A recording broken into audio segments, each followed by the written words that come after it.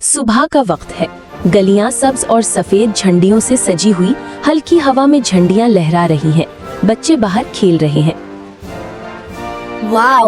It seems all of Pakistan has woken up today. Brother, why is all this happening? This is the fragrance of freedom, son. दादा जान बच्चों को अपने कमरे में बिठाए हैं। कहानी शुरू करते हैं।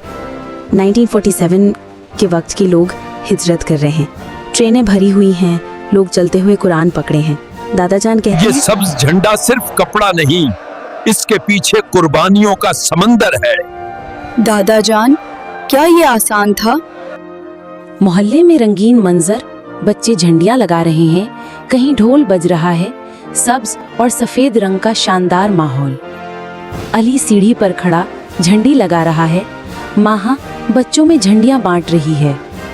आज हमारा मोहल्ला सबसे खूबसूरत लगेगा और सबसे ज्यादा झंडियां भी हमारी लगेंगी।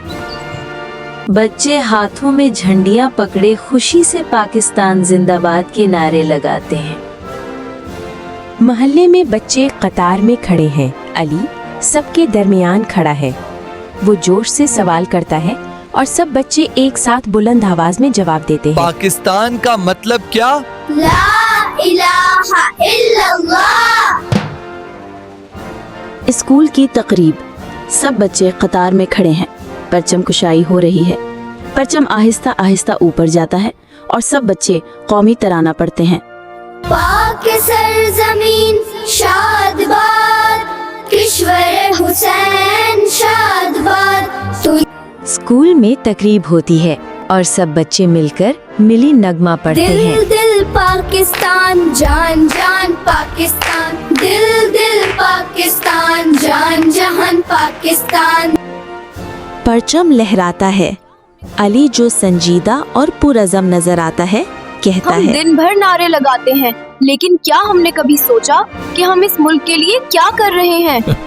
बेटा, आजादी खुशी मनाने का नाम नहीं, ये वादा है कि हम अपने वतन को बेहतर बनाएंगे।